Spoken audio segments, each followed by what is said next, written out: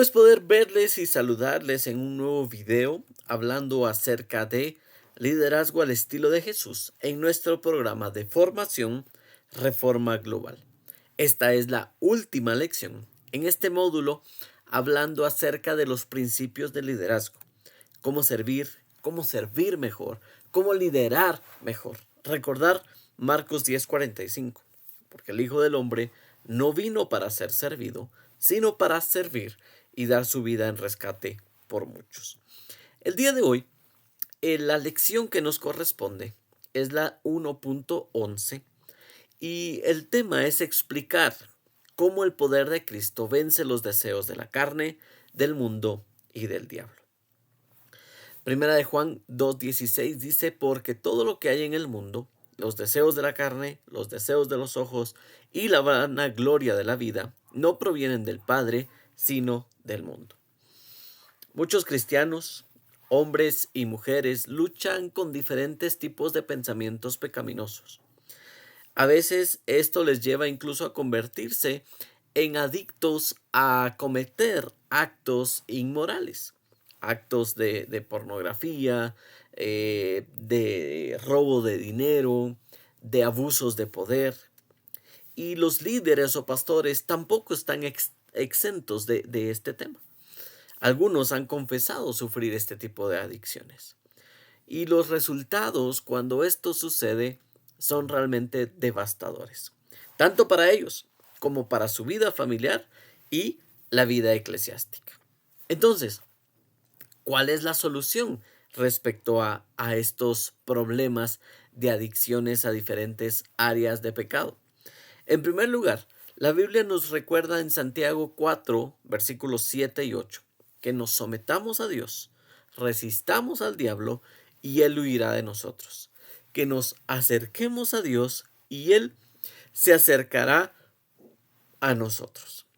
La Biblia de estudio, la versión ESV, Biblia de estudio, dice acertadamente. La única manera de resistir al diablo es sometiéndose y acercándose también a Dios. Esto haciendo referencia a 1 Corintios 10:13.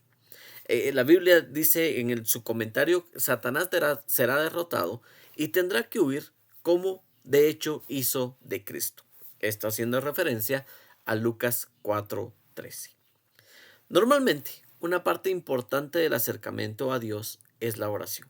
Y esto ya lo hablamos en otras lecciones acerca de la importancia de la oración.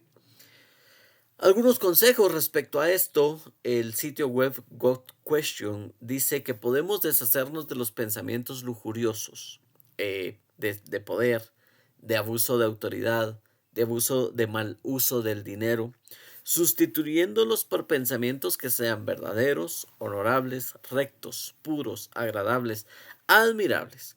Pensad en cosas excelentes y dignas de alabanza. Esto lo dice Filipenses 4:8. Nosotros debemos llevar cautivo todo pensamiento a la obediencia de Cristo. Debemos arrepentirnos de tener pensamientos que no estén acordes a los pensamientos del Señor y pedir ayuda al Señor para reorientar nuestros pensamientos.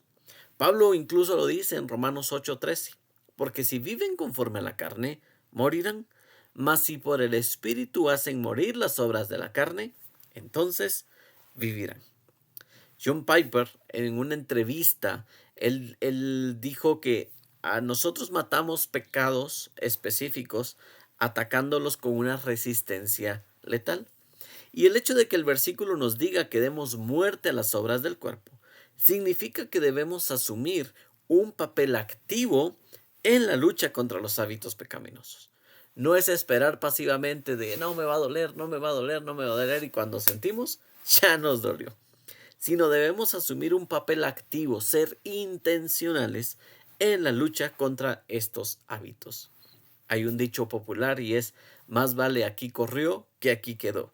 Y la idea es importante tomar decisiones activas en poder vencer este tipo de pensamientos.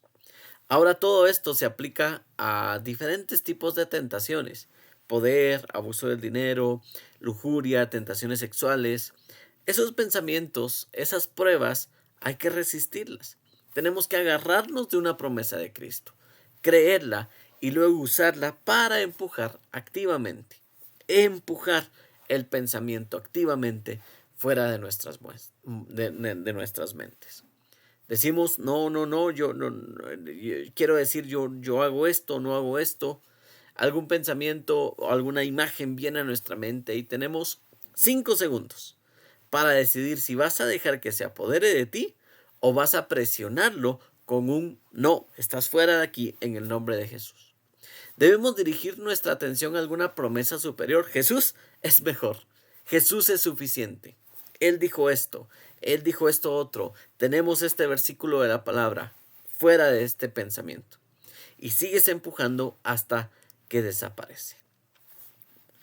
Segunda de Corintios 3:18 dice, por tanto nosotros todos, mirando con cara descubierta como un espejo la gloria del Señor, somos transformados de gloria en gloria en la misma imagen como por el Espíritu del Señor. Para ayudarnos a aplicar esto, Piper dice que debemos fijar nuestra mirada en la gloria del Señor. Y lo hacemos principalmente en su palabra. Nos detenemos en las dulces y hermosas descripciones de la persona y la obra de Jesucristo. Marinamos nuestras mentes receptivamente por la fe en la olla de cocción lenta de la palabra de Dios. Fijamos nuestros ojos, los ojos de nuestro corazón, en Cristo Jesús. Y cuanto más recibamos en nuestros corazones la belleza de Cristo, a través de los ojos del corazón, mientras leemos y meditamos en su palabra, más tendremos deseos, convicciones, preferencias por la palabra del Señor. Seremos receptivamente y activamente transformados. Qué bueno es tener esta transformación para que esas garras del enemigo ni siquiera se acerquen a nosotros. Primera de Tesalonicenses 4 del 3 al 5 dice, pues la voluntad de Dios es su santificación, que se aparten de la fornicación, que cada uno de ustedes sepa tener su propia esposa en santidad y honor, no en pasión de concupiscencia como los gentiles que no conocen a Dios. Y algo que es importante y que vale la pena recordar una vez más es el tema de pertenecer a un grupo de rendición de cuentas o tener a gente a la cual nosotros podamos rendirle cuentas. Según el artículo Cómo crear un grupo de rendición de cuentas, hay algunos beneficios. En primer lugar, el tener a alguien a quien rendirle cuentas ayuda a cada miembro a someter a cada parte de su vida a la voluntad de Dios. Porque esto mantiene a cada miembro responsable de actuar de una manera santa. A medida que cada persona somete continuamente su vida a Dios, Dios hace crecer su carácter y la persona madura en su caminar con Cristo. También el tener a personas a las cuales nosotros les podamos rendir cuentas actúa como un salvavidas contra las relaciones adúlteras, contra los hábitos impuros, contra el mal manejo del dinero, contra el abuso de poder, porque saca a la luz el comportamiento de cada persona. Si una persona empieza a ir por un camino peligroso, los demás pueden llamarle a la pureza. En un grupo de oración o en una pareja de consejería, en un mentoreo, se pueden identificar estos caminos peligrosos y llamar a tiempo. Es importante que nosotros tengamos esas personas a las cuales podamos rendirle cuentas. Y ahí le pregunto, ¿usted ya tiene personas a las cuales les rinde cuentas? ¿Hay alguien con quien usted se puede mostrar transparente y decir, mi hermano, tengo problemas en esta situación, en esta otra, tengo crisis en esto, tengo esta adicción, estoy luchando con esto? ¿O estamos luchando y navegando solos por este mar del ministerio?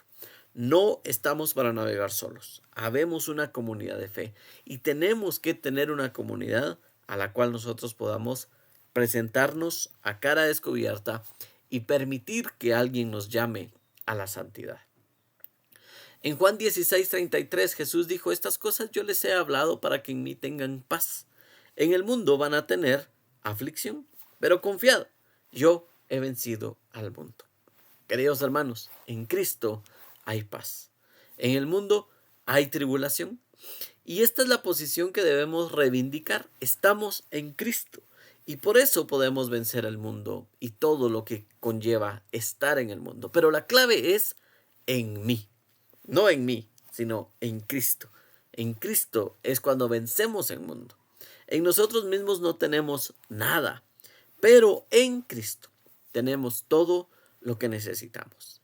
Cada creyente es o vencido o vencedor. No hay más. Porque todo lo que es nacido de Dios, dice primera de Juan 5:4, todo lo que es nacido de Dios vence al mundo. Y esta es la victoria que ha vencido al mundo, nuestra fe. El mundo quiere vencernos y el enemigo utiliza al mundo para perseguir, para presionar, para hostigar, para someter a los creyentes. El mundo quiere que nos conformemos, no quiere que seamos diferentes. Y cuando nos sometemos a Cristo y confiamos en Él, Él nos capacita para ser vencedores. Debemos reclamar esa posición espiritual en Cristo y creer en Él para la victoria. Lucas 4 del 1 al 13 habla acerca de las tres tentaciones que le planteó el diablo a Jesús. Y él responde citando la palabra. Kent Hughes dice en un comentario que ha escondido tu palabra en mi corazón para no pecar contra ti. Esto está en Salmos 119:11.